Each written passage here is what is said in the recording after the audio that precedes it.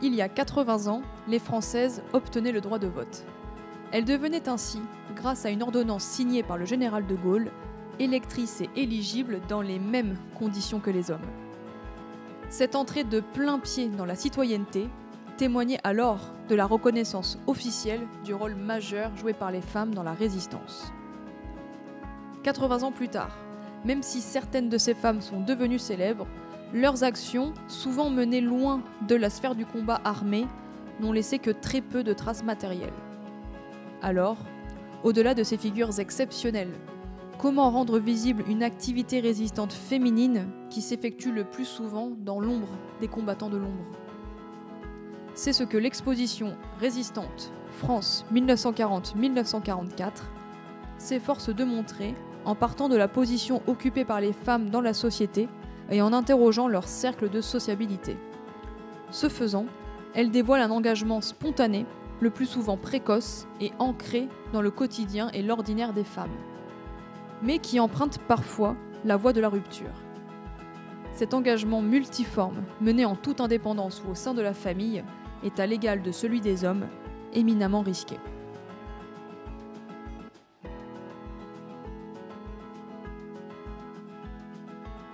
Pour comprendre l'engagement des femmes dans la résistance, il faut avoir à l'esprit que la condition des femmes en France dans l'entre-deux-guerres a connu des évolutions, avec des avancées, mais aussi des blocages.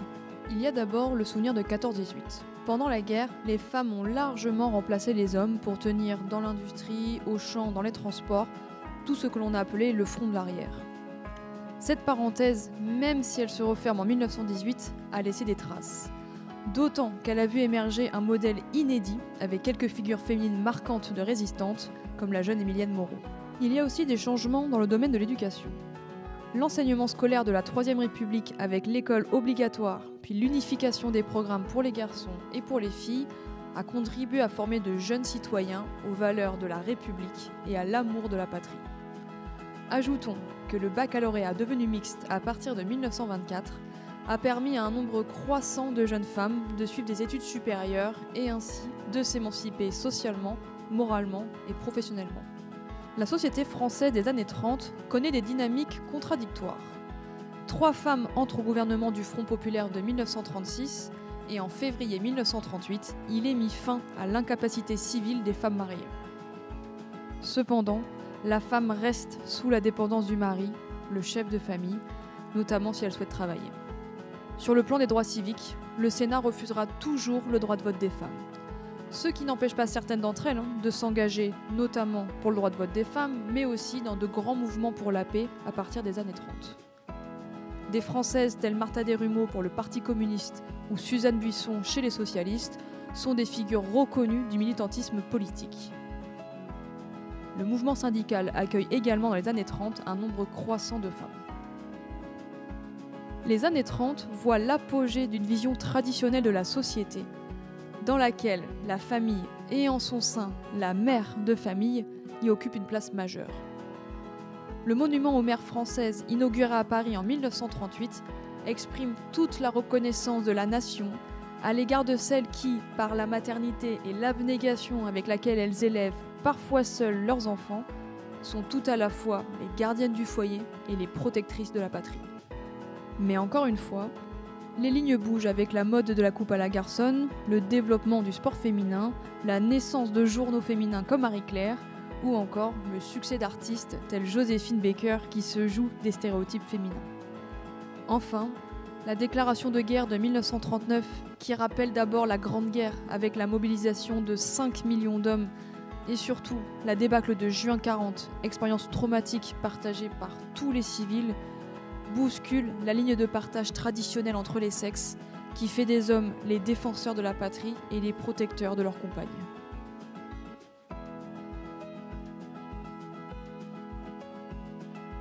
l'occupation de la France frappe la famille de plein fouet. Couples séparés, difficultés de ravitaillement ou encore logements parfois occupés par l'ennemi. Pour Lucie Aubrac, cette mise à mal du foyer fait que la guerre est aussi l'affaire des femmes. Pour tenter de protéger leur famille, les femmes au foyer, appelées alors les ménagères, investissent l'espace public et manifestent contre la cherté du quotidien. Dès l'été 1940, les femmes participent à la poursuite du combat en ouvrant leur domicile aux soldats anglais comme aux prisonniers de guerre.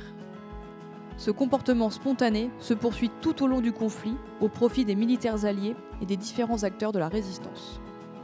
D'abord creusé des premiers actes du refus, le foyer permet ensuite la mise à l'abri de la résistance ou le ravitaillement des maquis. Agissant parfois en toute indépendance, les gardiennes du foyer le font aussi au sein du couple, première cellule de résistance dans le regard de l'occupant.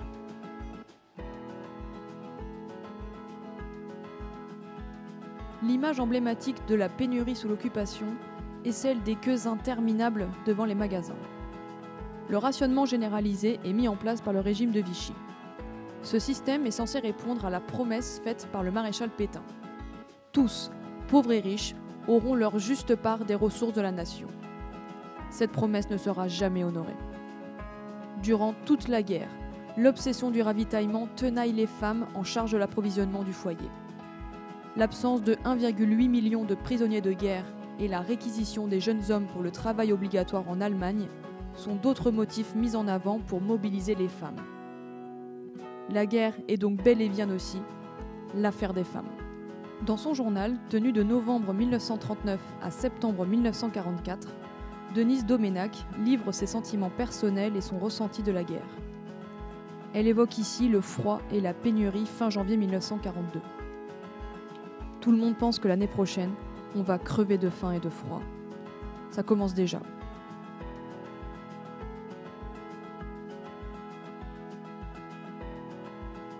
En 1942, à Paris, rue de Bussy et rue Daguerre, deux militantes communistes, Madeleine Marzin et Lise London, appellent les ménagères à se servir dans les magasins. Ces deux manifestations font grand bruit, au point que pour Vichy, Lise London devient la mégère de la rue Daguerre. Les tribunaux vont réprimer vigoureusement les meneuses.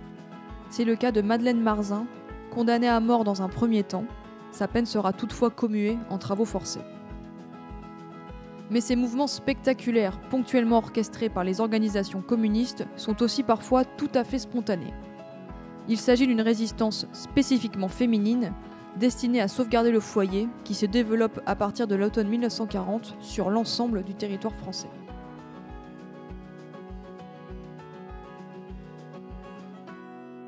Dès le début de l'occupation, aider les prisonniers de guerre qui cherchent à éviter la captivité ou aider les soldats anglais restés sur le sol français expose à une répression drastique.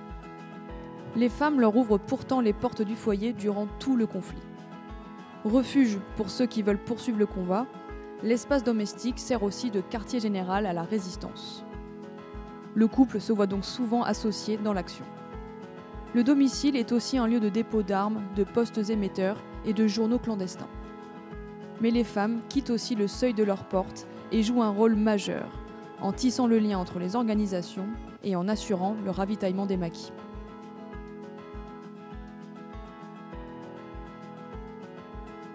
Brigitte Friang entre en résistance en 1941, après son exclusion du lycée Molière à Paris, pour avoir fabriqué une croix de Lorraine en cours.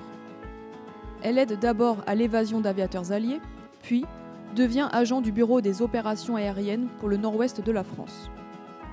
Elle est blessée par balle lors de son arrestation en 1944 et torturée. Elle est ensuite déportée à Ravensbrück en mai 1944, où elle restera jusqu'à la libération du camp l'année suivante. En fait, on m'avait demandé, des amis, s'il était possible d'installer une cage de radio dans la maison en Savoie où nous habitions. Et mon père ayant fait la guerre dans l'armée anglaise en 1914, ça ne posait pas vraiment de problème. Donc une cage radio a été installée chez nous et moi j'étais chargée de porter les messages d'un petit village près de Talloires à Grenoble.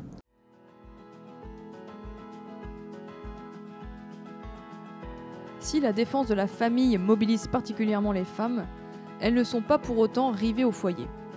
En effet, depuis les années 30, les femmes ont investi des cercles de sociabilité militants, étudiants ou professionnels. Ces cercles nouveaux, où les femmes font aussi l'expérience de la mixité, facilitent dans certains cas l'engagement résistant. La population féminine qui s'engage dans la résistance, au-delà des ménagères, reflète la diversité de ces cercles. On retrouve ainsi des employés de mairie ou des postes, des cafetières ou des enseignantes.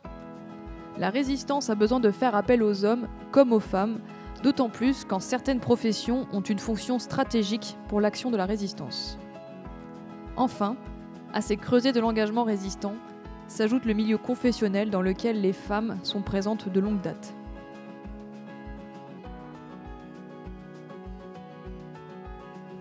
La première manifestation collective de résistance est celle des étudiants et des lycéens à Paris le 11 novembre 1940.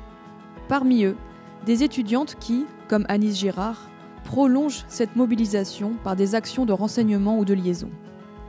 Le mouvement parisien Défense de la France se développe aussi dans le milieu étudiant et recrute un nombre important de jeunes femmes.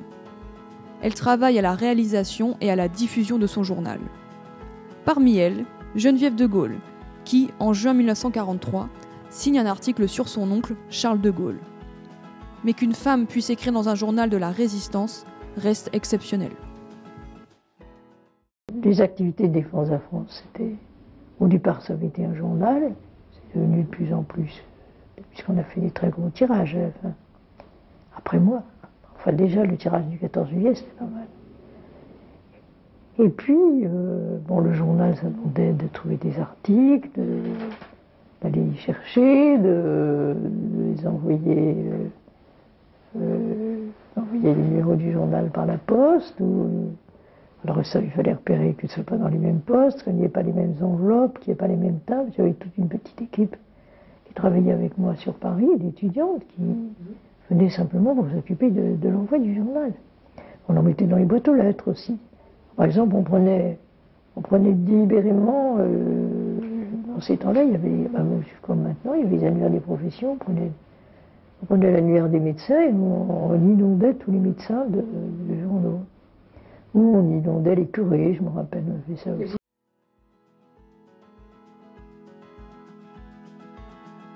Avant la guerre, moins de 5% des militants des partis de gauche sont des femmes. Elles sont simples militantes comme Lucie Aubrac, mais certaines sont reconnues à l'échelle nationale comme Martha Desrumeaux au Parti communiste ou Suzanne Buisson au Parti socialiste. Les mouvements sociaux des années 30 ont mobilisé les ouvrières, les employés et les fonctionnaires qui sont bien présentes dans les rangs des syndicats. En 1936, 30% des membres de la CFTC sont des femmes. Cet engagement politique et social trouve souvent un prolongement dans la résistance. Côté communiste, l'Union des jeunes filles de France, créée sous l'égide de Daniel Casanova et de Claudine Chaumat, va constituer un formidable vivier de jeunes filles éduquées à la solidarité, soucieuses d'engagement et averties des dangers du nazisme. Ce Lance-Tract est une copie du modèle utilisé le 5 novembre 1940 à Toulouse par le groupe d'Angèle Del Rio, jeune militante communiste, lors de la visite du maréchal Pétain.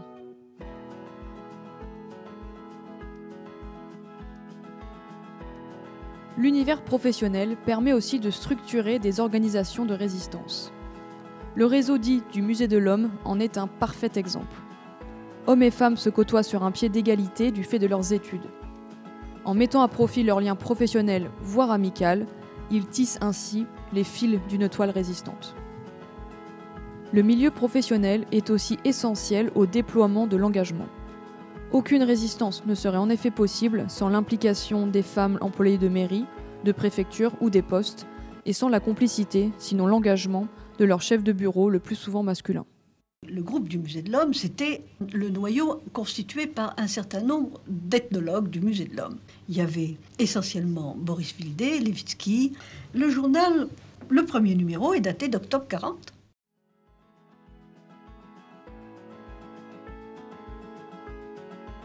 Les clercs et les congrégations religieuses, comme les Sœurs de Notre-Dame de Sion, sont impliqués dans l'aide aux populations réprimées ou persécutées sous l'occupation. En effet, les communautés féminines, monde clos et à l'abri du regard, créent les conditions idéales du refuge. En dehors de ces communautés, les valeurs de solidarité qui peuvent conduire à la résistance sont aussi portées par des organisations laïques issues du scoutisme.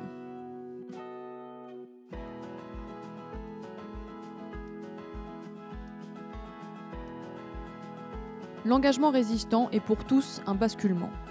Mais pour les femmes, il représente une double transgression, à la fois contre l'ordre allemand et vichiste et contre l'ordre social des sexes. Résister au féminin, c'est donc, au propre comme au figuré, franchir des lignes. Franchir celle du partage des rôles qui empêchait les femmes d'agir de manière autonome, franchir celle qui réserve traditionnellement le combat armé aux hommes, et franchir celle entre l'espace public et l'espace privé. Ce franchissement des lignes se décline de bien des manières, que ce soit en rejoignant la France libre ou en s'engageant dans la résistance.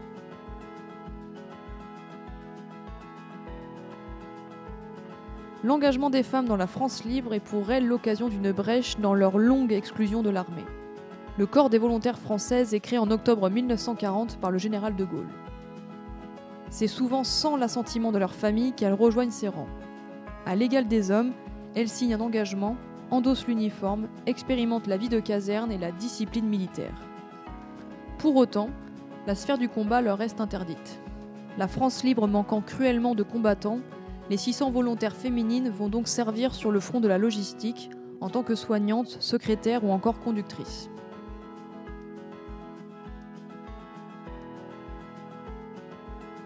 Anna Batulinsky, russe émigrée en France après la révolution bolchevique, devient musicienne et chanteuse sous le nom d'Anna Marley. Elle rejoint l'Angleterre et s'engage dans la France libre. En 1943, elle compose le Chant des partisans, qui sur des paroles de Joseph Kessel et Maurice Druon devient l'hymne de la résistance.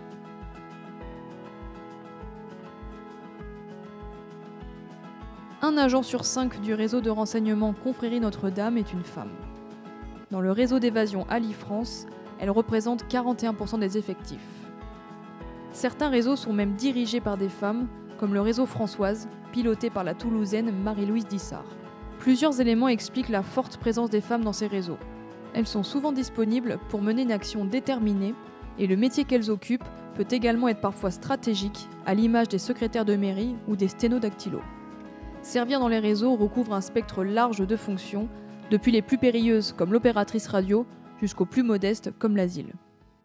Par rapport aux 3000 agents reconnus de mon réseau, il y avait 700 femmes. J'ai pris tout de suite beaucoup de femmes, d'abord parce que les Allemands ne se méfiaient pas d'elles. Leur Gretchen ne faisait pas la guerre et ils ne pensaient pas que les Françaises pouvaient la faire. Alors, elles ont été d'une utilité extraordinaire.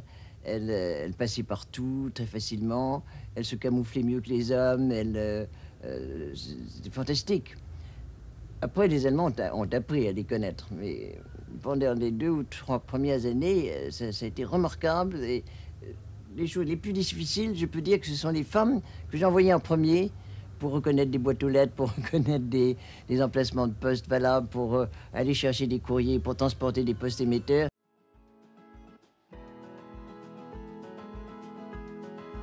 Plus de la moitié des Justes de France sont des femmes. Leur implication dans le sauvetage des populations juives s'inscrit dans la continuité du rôle social de protection, rôle traditionnellement dévolu aux femmes. Sous couvert d'une association d'aide aux mères, certaines créent une maison d'enfants à Chamonix. Elle sera le prélude au passage de la frontière suisse. D'autres basculent dans la clandestinité. La solidarité agissante, comme le disait Serge Klarsfeld, s'exprime aussi pour les résistantes à l'endroit des pilotes alliés tombés sur le sol français. Plus d'un tiers de ceux qui leur viennent en aide sont des femmes. Cette liste porte les noms des lieux de placement associés au nom des enfants juifs cachés par Gilbert Steg dans le département de l'Orne.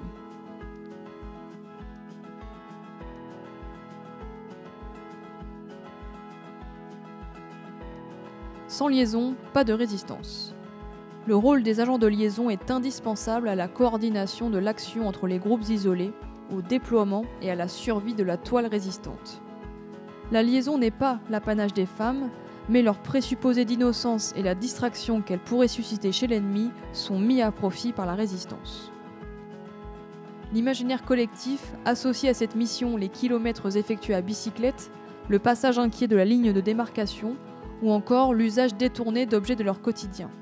Par exemple, Cécile Roltangui utilisera son landau pour transporter des armes. Les liaisons, c'était pas commode parce que nous étions les petites mains de la résistance. Il fallait raccommoder les filets brisés, c'est-à-dire qu'on venait nous dire il y a un tel qui est arrêté, bon, vous allez aller à tel endroit, rendez-vous de repêchage, puis vous allez dire de la part du colonel X, vous allez aller à tel endroit pour raccommoder le filet. Et beaucoup de ces femmes héroïques sont mortes parce qu'elles ont été torturées, elles n'ont pas dit. Elles savaient beaucoup de choses, les femmes.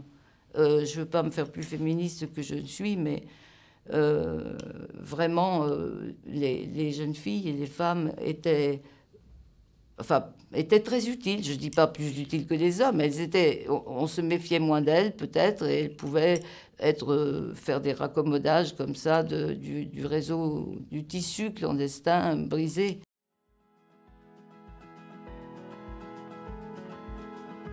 Les quelques photographies iconiques prises à l'été 1944 montrent des résistantes portant les armes.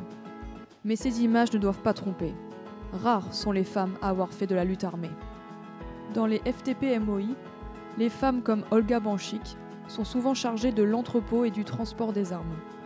Alice Arteil, qui mène des actions de sabotage en 1943 dans l'Allier à la tête d'un corps franc, est une exception. Et Madeleine Riffaut, en abattant un soldat allemand lors des combats de la Libération, accomplit un geste qui représente, surtout pour une femme, la transgression majeure.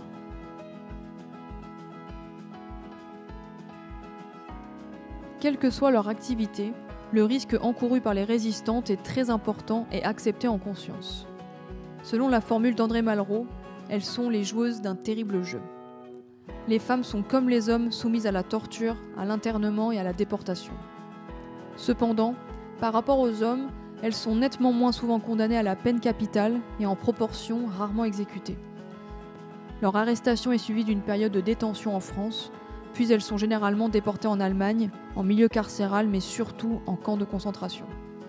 Cette expérience de la détention les met durement à l'épreuve.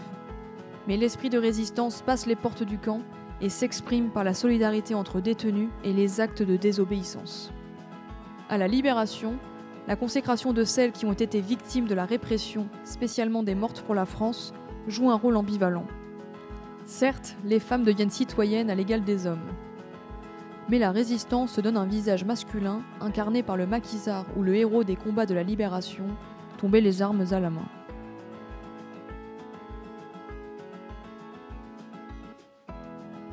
La population pénitentiaire explose entre 1940 et 1944.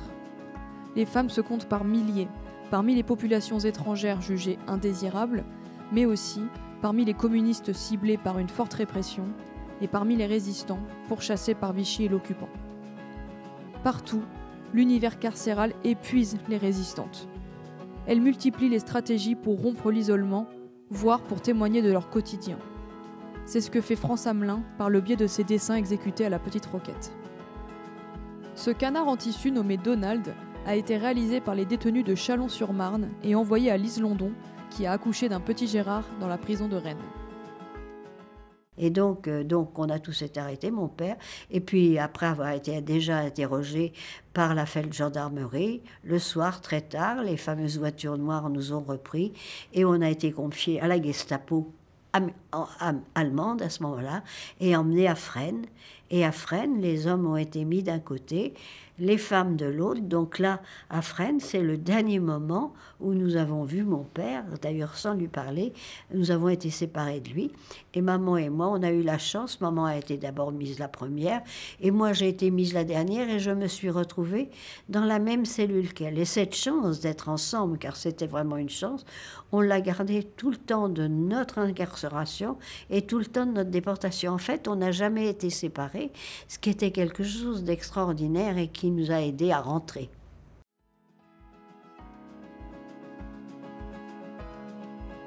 Environ un déporté de répression sur 10 est une femme. La grande majorité des résistantes est envoyée par convoi au camp de concentration pour femmes de Ravensbrück, près de Berlin. Le Reich ayant besoin de main-d'œuvre, les transferts augmentent considérablement à partir de 1943. 23 nationalités différentes se retrouvent déportées à Ravensbrück. Parmi les 8000 françaises, 1500 d'entre elles ne sont pas revenues de déportation. La première impression en franchissant la porte de Ravensbrück a été une espèce d'épouvantable surprise. Nous avons vu nos premières camarades habillées avec ces espèces de lambeaux, de robes rayées, squelettiques, et surtout avec des regards vides, des regards où il semblait déjà que l'âme était comme absente. Et puis toute la découverte ensuite de l'univers concentrationnaire nous a permis de voir ce que pouvait être une tentative de destruction de l'homme, pas seulement de le tuer, ce qui n'est rien d'être tué physiquement, mais d'essayer de tuer avant ce qu'il y a de plus grand en lui, c'est-à-dire son âme, sa dignité.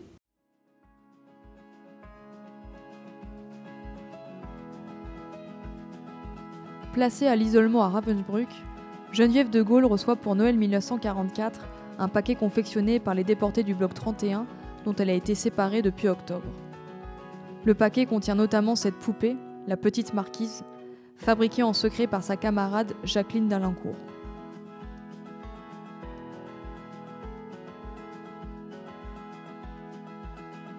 L'engagement résistant a coûté la vie à de nombreuses femmes. Du convoi massif du 31 janvier 1944 pour Ravensbrück, 20% d'entre elles ne rentrent pas, mortes d'épuisement ou gazées. Qu'elles aient été condamnées à mort en France et guillotinées en Allemagne ou mises à mort dans les camps, les exemples de femmes exécutées par l'occupant ne manquent pas. Signe de la barbarie nazie, leur mort est souvent entourée d'opacité. Leur évocation est donc souvent éloignée de la réalité. Par exemple, lorsque Henri Freinet rend hommage à Bertolt Albrecht, il annonce qu'elle a été fusillée sans savoir qu'en réalité, elle s'est donné la mort dans sa cellule.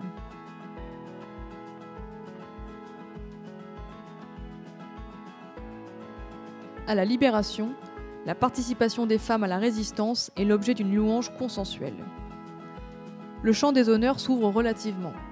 6 femmes sont décorées parmi les 1038 compagnons de la Libération, plus de 5600 parmi les 65 000 médaillés de la Résistance.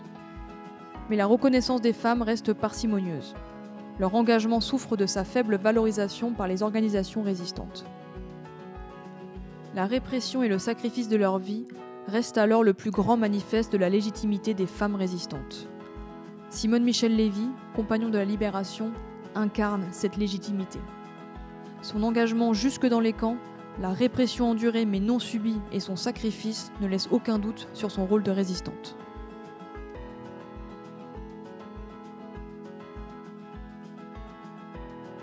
Bien que dès l'appel du 18 juin du général de Gaulle, on parle de la résistance, cette expression recouvre une grande diversité. Dans cette résistance plurielle, les femmes sont bien présentes. Longtemps posée comme seconde, la mobilisation féminine retrouve désormais sa juste place dans le récit. Leur nombre est impossible à définir, en particulier parce que la résistance des femmes ne s'inscrivait pas forcément dans le cadre d'une résistance organisée telle qu'elle avait été établie après la guerre. Très peu de femmes ont été à la tête d'organisations résistantes et, à l'exception de quelques figures comme Geneviève de Gaulle, Joséphine Baker ou Lucie Aubrac, la plupart sont restées anonymes après la guerre. Rompant avec la vision longtemps dominante d'un combat viril, la résistance des femmes propose une histoire par le bas de la résistance. Gardiennes du foyer, les résistantes en franchissent délibérément le seuil et investissent toute la palette de l'action résistante. Elles ont démontré en agissant ainsi une autonomie remarquable et inattendue aux yeux de leurs contemporains. Je pense, c'est terrible à dire, je pense jusqu'à un certain point que la guerre m'a donné une certaine liberté. Mes parents nous élevaient dans la confiance, donc dans une certaine liberté, mais ma mère avait quand même une idée de la société, du rôle différent des hommes et des femmes, contre lequel déjà dans mon enfance je me suis révoltée. Je tolérais pas de pas avoir les mêmes droits que mes frères. Chez nous, mes frères avaient de l'argent de poche, les filles n'en avaient pas. Puisque à l'époque, c'était les garçons qui étaient censés offrir les choses aux jeunes filles. Nous faisions les lits, mes frères ne les faisaient pas. Si un de mes frères rentrait en retard, on le grondait, mais on m'envoyait faire chauffer sa soupe. Et ça, je l'ai très très mal accepté. Si bien que la guerre m'a peut-être permis de réaliser ce que, peut-être sans même le savoir, j'avais en moi, qui était un grand désir d'égalité avec les garçons. Et je me suis trouvée tout à fait de plein pied avec les garçons dans le combat. Je pense que le fait aussi d'avoir vécu seule et avec mes propres ressources, un certain temps juste avant la libération, m'a aussi donné le sentiment que, que j'étais autonome et que je pouvais avoir confiance en moi et me débrouiller seule, ce que beaucoup de jeunes filles de ma génération n'ont pas eu.